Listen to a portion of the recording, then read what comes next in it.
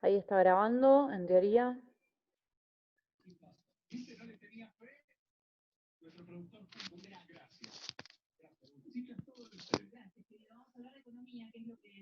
Están muy callados hoy. ¿Qué pasa el día?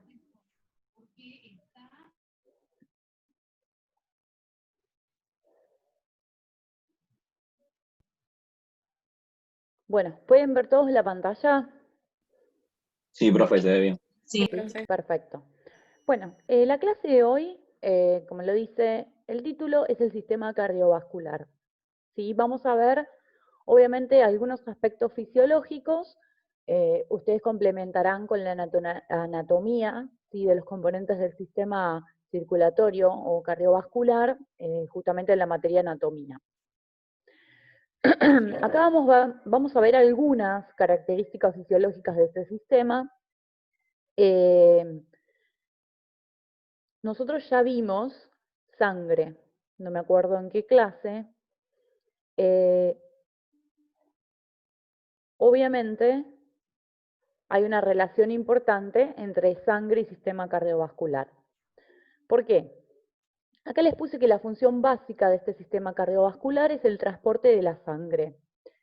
Nosotros ya analizamos las funciones que tiene la sangre y los componentes, ¿sí? Cuando analizamos esas funciones de la sangre y analizamos los distintos componentes, los eritrocitos, los leucocitos, las plaquetas, el plasma, llegamos a la conclusión, obviamente, que la sangre tiene como función el transporte de gases importantes para la respiración, ¿sí?, el intercambio que realizan los glóbulos rojos, todo el tema de las defensas, la inmunidad, la generación de anticuerpos por parte de los glóbulos blancos o leucocitos.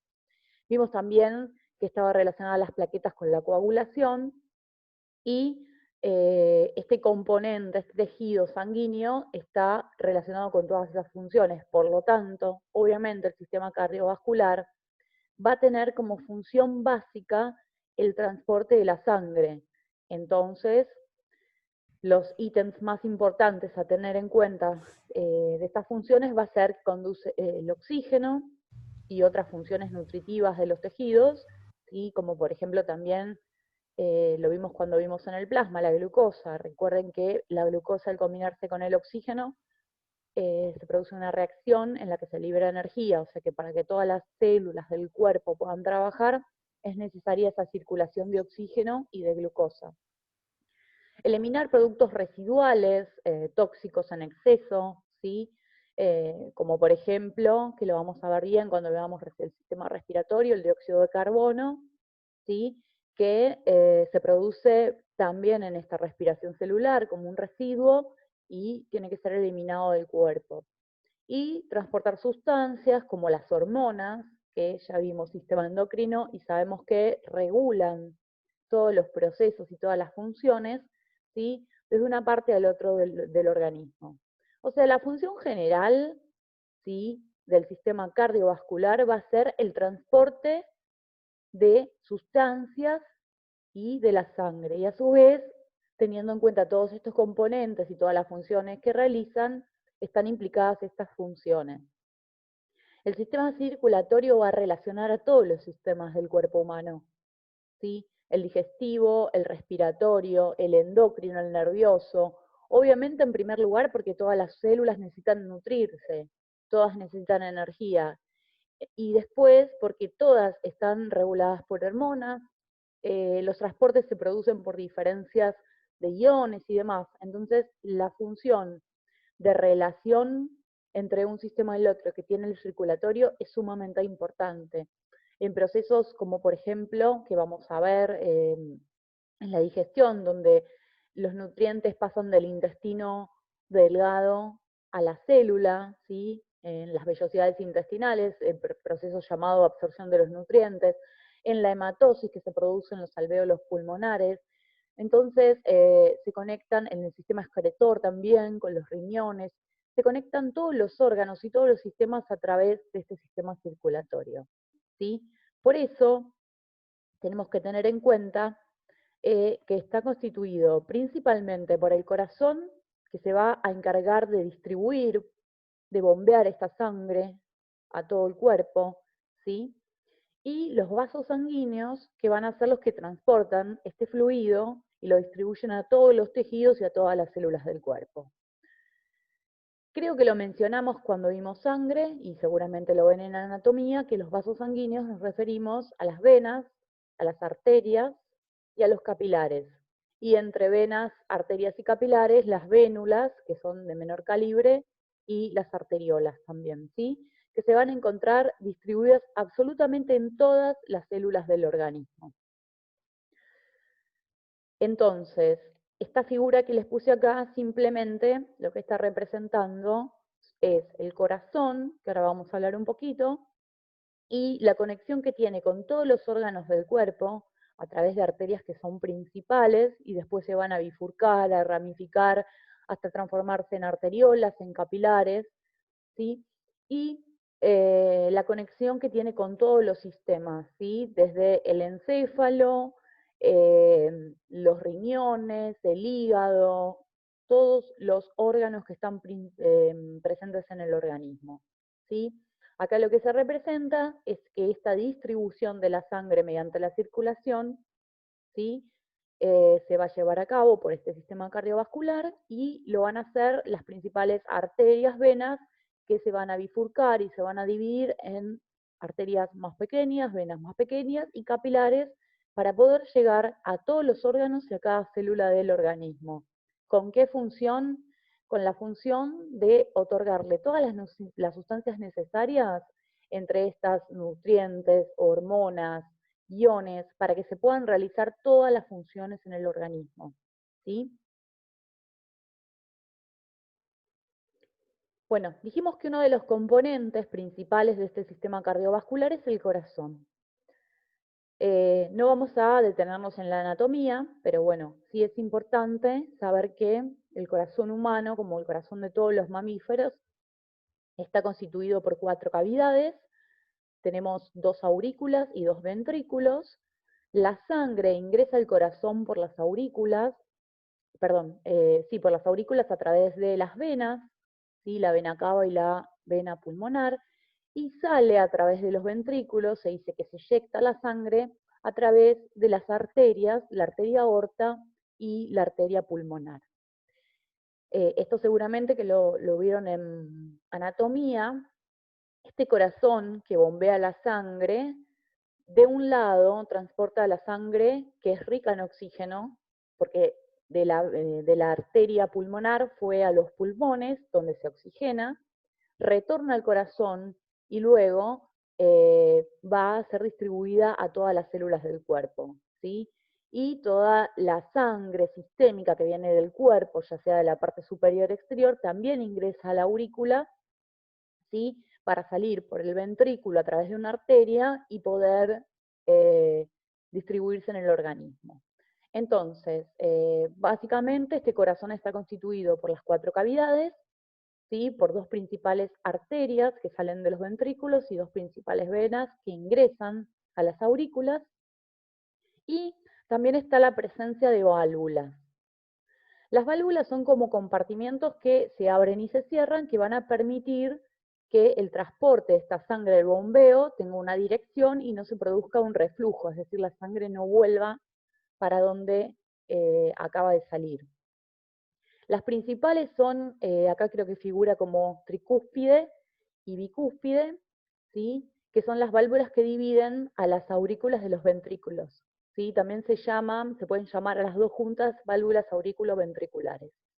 Y después hay válvulas importantes que se llaman semilunares, que son válvulas que están entre los ventrículos y las arterias por donde sale la sangre, ¿sí? Bien, esto es a modo informativo.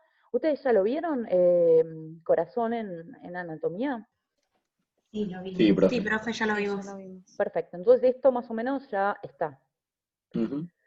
Bien, entonces vamos a ir a las funciones, ¿sí? de este sistema cardiovascular. Hay 2 aspectos a tener en cuenta que son efectos que se producen en el corazón. Está el efecto cronotrópico y el efecto inotrópico. ¿Qué sucede en el cronotrópico? Es el efecto que van a producir sustancias sobre el ritmo cardíaco, ¿sí? Todas las sustancias que van a ser cronotrópicas positivas van a acelerar la frecuencia cardíaca, es decir, los latidos del corazón por minuto, ¿sí? Y si son sustancias cronotrópicas negativas, lo que van a hacer es disminuir justamente esa frecuencia cardíaca. Acá hay dos ejemplos. Un ejemplo es la adrenalina, que va a aumentar justamente el ritmo cardíaco, y el ejemplo negativo sería la acetilcolina, que lo que va a hacer es disminuirlo, ¿sí?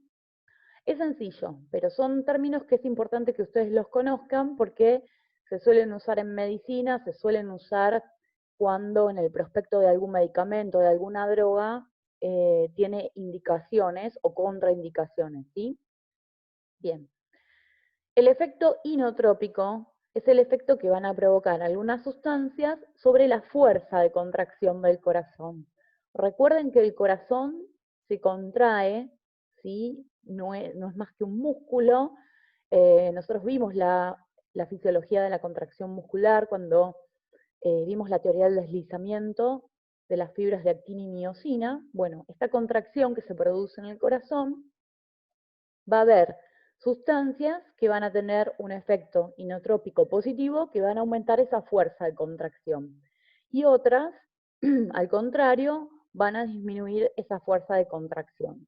Y acá también hay ejemplos de un inotrópico positivo que sería la adrenalina. Fíjense que provoca inotrópico positivo y cronotrópico positivo. Y ponen a los bloqueantes de calcio como inotrópico negativo. Y inotrópico positivo indirecto, la acetilcolina, ¿sí? Porque, bueno, hay algunos intermediarios. Bien, entonces la importancia de esto es que va a haber un efecto que van a tener algunas sustancias que va a actuar sobre el ritmo cardíaco y otro sobre la contracción del corazón, ¿sí? Haciendo que sea que aumente o que disminuye. Otro concepto que es importante, ¿sí? Yo acá a todas las fórmulas que puse y todo les agregué la definición como para que quede bien claro de qué estamos hablando, porque son muchos parámetros o conceptos que se calculan para después poder probar la efectividad que está teniendo ese corazón o esa arteria y demás. El volumen minuto cardíaco es igual al volumen sistólico por la frecuencia cardíaca. Tenemos que recordar que el movimiento de sístole es el movimiento de contracción, ¿sí? Y el movimiento de diástole es el movimiento de relajación del tejido cardíaco, ¿sí? Yo puedo hablar, por ejemplo, de una sístole auricular o ventricular, donde me estoy refiriendo a que se contraen las aurículas o los ventrículos.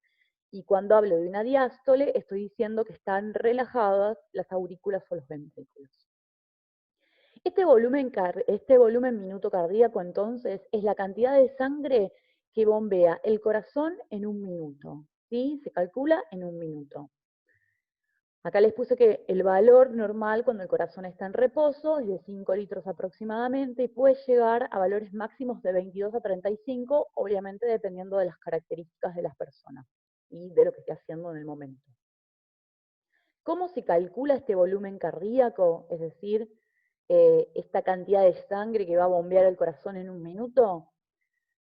Se calcula multiplicando el volumen sistólico, es decir, cuando está en sístole, en contracción, que también se llama volumen eyectado, ¿sí? Que es cuando se expulsa la sangre del corazón, obviamente con los ventrículos en sístole, contraídos. El volumen de sangre del corazón expulsa hacia la aorta o la arteria pulmonar durante el periodo de contracción o sístole de los ventrículos, por la frecuencia cardíaca, que es el número de veces que late el corazón, y por lo general obviamente se lo calcula por minuto. Entonces, Lo que se calcula para obtener este volumen de minuto cardíaco es esto, es la cantidad del volumen de sangre que sale del corazón en ese periodo de eyección, ¿sí? Por la frecuencia cardíaca que tenga esa persona, que va a ser el número de veces que late el corazón en un cierto periodo, ¿sí? Obviamente que suele calcularse en reposo, porque todos saben que la frecuencia cardíaca puede ser entre 60 a 70 latidos por minuto, ¿sí? En las mujeres suele ser más alto que en los hombres, obviamente en reposo, pero después con el ejercicio, con algunas actividades, o ya sabemos, ante una emoción violenta, algo de estrés o lo que sea, puede variar. Otro aspecto que está relacionado con este sistema cardiovascular, que también es importante, es el tema de la presión arterial, ¿sí? ¿Qué es esto de la presión arterial? Es esa presión que va a ejercer la sangre en las paredes de las arterias, ¿sí? Obviamente que es imprescindible que esta sangre circule y que circule a una cierta presión porque necesita ser transportada por todo el organismo, ¿sí? Y tiene que llegar a todas las células del cuerpo. Obviamente que las arterias principales van a tener una presión mucho mayor que las que son más pequeñas. Es importante saber que las arterias siempre van a tener mayor presión que las venas, justamente porque la luz, que es el orificio por donde se circula la sangre, siempre tiene un diámetro menor y justamente por eso es que la sangre sale a mayor presión. Y también porque la sangre es eyectada del corazón a través de estas arterias, ¿sí? Entonces, menor diámetro de la luz, mayor presión, y por eso tienen ciertas características, que también las habrán visto en anatomía, que presentan un tejido que es más fuerte y más elástico justamente para soportar esta presión, ¿sí? Y no tienen las válvulas que tienen las venas, que al no tener tanta presión, las tienen para evitar el reflujo de la sangre, es decir, que la sangre vuelva, ¿sí? Sobre todo en el retorno venoso, cuando la sangre tiene que subir de la parte inferior del cuerpo, ¿sí? Que tiene que, entre comillas, hacer más fuerza para retornar a ser oxigenada. Bien, la presión arterial entonces es igual al volumen minuto cardíaco por la resistencia periférica. Ya vimos que el volumen minuto cardíaco se calculaba por la cantidad de sangre eyectada y la resistencia periférica, ¿sí?, es esta resistencia que va a ofrecer, en este caso la arteria, al flujo de sangre que pasa, ¿sí?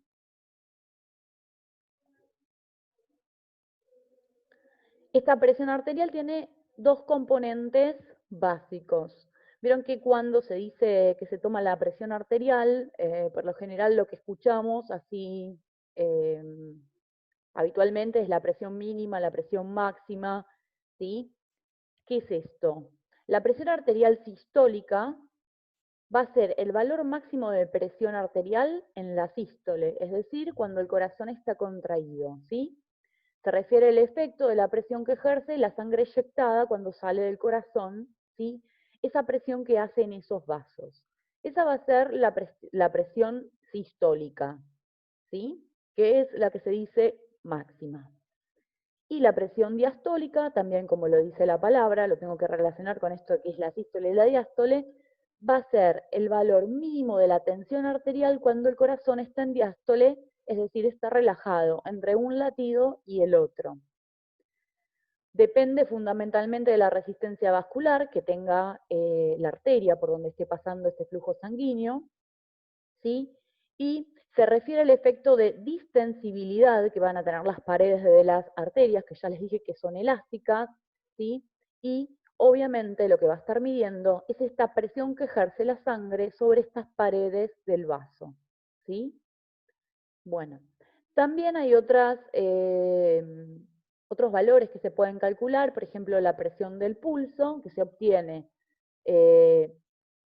en la ecuación que les muestro ahí, que es presión sistólica menos presión diastólica. Por lo general, la diferencia tiene que ser de 40, por lo general, ¿sí? Digamos que una persona tiene un promedio de 180/80, sería como un valor normal de presión, ¿sí? Y la diferencia sería 40, pero según el organismo y las características, la persona puede llegar a tener la presión más baja o más alta, ¿sí? Lo más importante es que esa diferencia más o menos se mantenga entre la presión sistólica y diastólica. Y acá hay otra ecuación que representa la presión arterial media, ¿sí? Que se calcula por la presión diastólica más 1/3 de la presión sistólica menos la presión diastólica. Acá les puse un ejemplo, no van a tener que hacer ecuaciones ni nada, pero les puse un ejemplo, ¿sí? Si una persona tiene 160 de presión sistólica por 100, ¿cuánto puse? 100 de diastólica, ¿sí? Se va a calcular haciendo la ecuación que les mostré, ¿sí? 160 más 100 por 2 va a ser igual a 160 más 200 dividido todo 3. Y ahí me va a dar la media de 120 milímetros de mercurio. Milímetros de mercurio es la unidad que se utiliza para medir justamente la presión. Acá este gráfico lo que está representando, ¿sí? Es la presión medida también en milímetros de mercurio de una sístole y una diástole, ¿sí? Esto, bueno, creo que es lo que les decía antes, que en los adultos más o menos es de 120 milímetros de mercurio cuando el corazón late, o sea, en la tensión sistólica, cuando está contraído, y de 80 cuando el corazón se relaja, es decir, diastólica. Cuando la tensión sistólica es igual o superior a 140 milímetros de mercurio, o la tensión diastólica es igual o superior a 90, se dice que la tensión arterial se considera alta o elevada, ¿sí? Esto se puede dar por diferentes características, que pueden ser genéticas, puede ser por una mala alimentación, se pueden dar por obstrucciones que haya en las arterias, por una mala alimentación, o por fumar, o por consumir drogas, o por distintos motivos. Acá les puse un resumen cortito de cómo se hace para medir la presión. Ahora hay tensiómetros que son digitales, ¿sí? Es mucho más fácil porque solamente se coloca y se mide la presión. Acá lo que está contando es el método manual, ¿sí? Que se hace de esta manera, que se coloca el brazalete. Esperen que acá les cuento esto. Con el estetoscopio, que previamente lo coloca, deben identificar los ruidos Korotkov. Es difícil de pronunciar el apellido. Bueno, es el médico que descubre esto, por eso llevan su nombre. ¿Qué es lo que hace? Ponen el brazalete, ¿sí? Y lo colocan alrededor del brazo, y lo que se hace, se insufla hasta alcanzar la presión por encima de la arterial sistólica, es decir, de la presión máxima o de la presión en contracción. Hasta ese momento no se produce ningún sonido, recuerden que tiene el estetoscopio en las orejas. A medida que desciende la presión del brazalete, se van a empezar a oír estos ruidos, que son como un golpeteo, cuya traducción va a ser el rango de presión sistólica, es decir, de contracción, ¿sí? Esos son los ruidos que se escuchan, que se llaman Korotkov. Ahí está. Si esta presión continúa cayendo, los sonidos cambian de calidad hasta que no se escucha más y hay un silencio. Ahí es porque ya está debajo de la presión mínima o de la diastólica, ¿sí? Y ahí es cuando va a registrar los dos momentos la presión que obtuvo esa persona. Acá se muestra de manera sencilla que se coloca el brazalete, ¿sí? Se insufla o se infla, se corta el flujo de sangre de esa arteria, entonces en ese momento no se detecta el pulso. ¿Qué pasa? Luego se empieza a dejar que se distienda esa arteria y entonces empiezan a escuchar los sonidos y se puede detectar el paso de la sangre por la arteria que está comprimida. Y ahí se va a obtener el número, en este caso, esperen que, en este caso entre 80 y 120, ¿sí? Que me va a dar la presión sistólica, y luego, cuando deja de hacer el ruido, me va a dar la presión mínima, que es la diastólica, que por lo general va a ser por abajo de los 80, ¿sí? Bien. Es importante esto de mantener la presión arterial porque, como dijimos en un principio, el sistema cardiovascular tiene la función principal de distribuir la sangre a todo el organismo y todo lo que conlleva esta distribución de la sangre. Este mecanismo de regulación de la presión arterial está guiado por estos sistemas de control que nosotros ya analizamos, ¿sí? Va a intervenir en la regulación de la presión el sistema nervioso y los sistemas humorales, en donde participan sustancias químicas, donde participa el sistema endocrino. Recuerden que nosotros analizamos estos procesos de autorregulación, estos mecanismos de control que aseguran la homeostasis permanente en nuestro cuerpo, ¿sí? Que principalmente son llevados a cabo por el sistema nervioso y el endocrino, o sea, el sistema neuroendocrino. La cuestión de regular la presión para mantenerla equilibrada y que funcione este sistema cardiovascular bien, la tienen estos dos sistemas. Bien.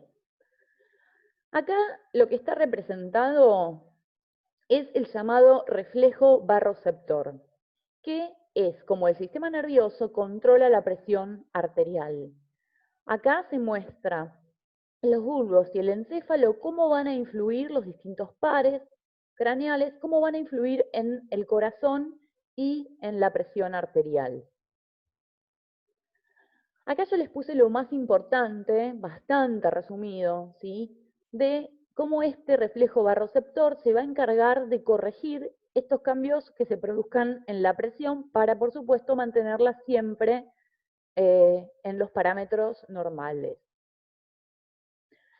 Ahí pueden suceder dos cosas, la presión se puede elevar o la presión puede bajar por distintas circunstancias, ¿sí? Cuando la presión se eleva, las paredes de las arterias carótidas, aorta, se van a distender. En consecuencia, los barroceptores se activan, ¿sí? Acá este efecto se va a activar porque la presión arterial se elevó. Van a empezar a enviar señales a través de ciertos nervios, ¿sí? Y estos nervios van hacia el núcleo del tracto solitario situado en el bulbo raquídeo, que también es parte del encéfalo, y ahí las neuronas de ese núcleo van a estimular a las neuronas parasimpáticas. Esto simplemente es el recorrido de cómo se estimuló y se recibió la señal ante una presión elevada, ¿sí? ¿Qué va a pasar con esto? Esta estimulación del centro vagal va a producir estos efectos. Va a haber una vasodilatación de las venas y de las arterias, es decir, van a distenderse, van a relajarse. Se va a aumentar esa luz, el diámetro. Va a haber un descenso de la frecuencia cardíaca, ¿sí? La cantidad de latidos por minuto. Y va a haber una disminución también de la contracción cardíaca. ¿A qué va a llevar todo esto? Que estos efectos van a disminuir esa resistencia periférica que estaban haciendo los vasos, por ende van a disminuir la presión arterial. Esta inhibición simpática va a producir entonces la vasodilatación, la disminución de la secreción de adrenalina, porque recuerden que la adrenalina es estimulante, ¿sí? Que producen estas glándulas suprarrenales, y contribuye a la inhibición cardíaca, es decir, a que el corazón tenga menor contracción, disminuya la frecuencia, y esta vasodilatación va a hacer que esta presión que se había elevado se vuelva a normalizar bajando. Puede pasar lo contrario.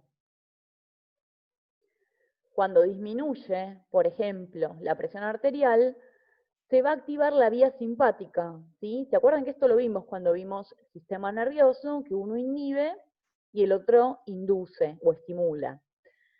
Acá se va a activar la vía simpática y va a inhibirse, obviamente, la parasimpática, ¿sí? O todo lo que eleva para elevar la presión arterial. Y en realidad no es para elevarla, sino para que, como había bajado, para que se encuentre dentro de los parámetros normales. Esta integración, al disminuir la presión, por ejemplo, cuando una persona se levanta bruscamente de la cama, o les habrá pasado alguna vez que están tirados y de repente sonó el teléfono, o pasa algo, me tengo que levantar bruscamente, y es bastante normal que baje la presión.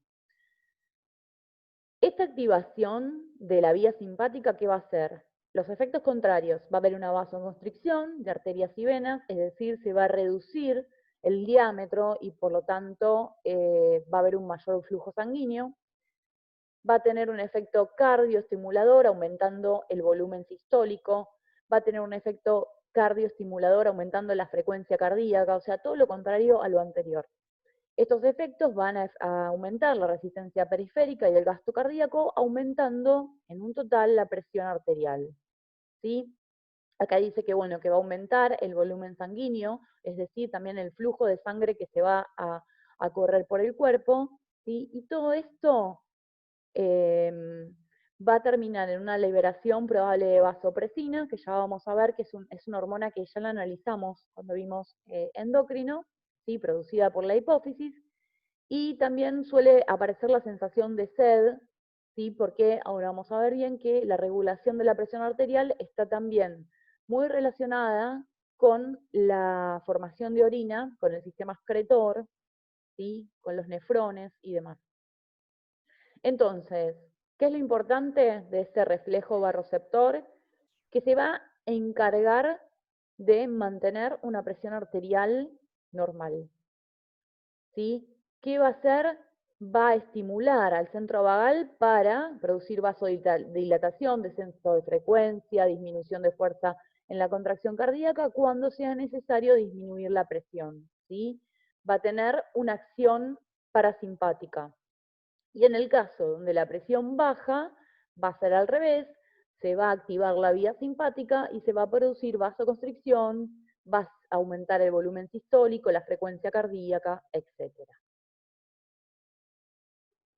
Bien, acá simplemente es lo que estaba explicando, un resumen, ¿sí? No me interesa que sepan todos los nombres de bulbo raquídeo y demás, pero sí la serie de acontecimientos, como la fui explicando, donde, ¿qué pasa? Se levanta la persona rápidamente, por ejemplo, la presión arterial cae, los sensores o receptores, ¿sí? Que van a estar en el callado aórtico y en los senos carotídeos, van a estimular al bulbo raquídeo, ¿sí? Esto pasa igual que siempre, como dijimos, siempre el sistema nervioso va a tener algún receptor de los estímulos, ¿sí? En este caso el estímulo es la caída de la presión, ¿sí? Y el receptor lo que va a hacer es influir mediante sinapsis, como siempre, a los efectores. ¿Qué va a pasar con esos efectores? En venas, arterias, vasoconstricción, en el miocardio del corazón, aumento del volumen sistólico y de la contracción muscular de ese corazón, y aumento de la frecuencia cardíaca, ¿sí? Entonces, todo eso me va a llevar a un aumento de la presión. No voy a tener la presión alta, simplemente voy a recuperar una presión normal, porque justamente lo que había sucedido es que la presión había bajado por el movimiento brusco que me levanté. Obviamente que puede bajar por otras circunstancias. Esto como el ejemplo típico. Bien. Acá les pongo, ya lo conocerán, calculo que también lo vieron en anatomía, ¿no? ¿Sí? Sí, profe, también. Sí, Perfecto. Bien.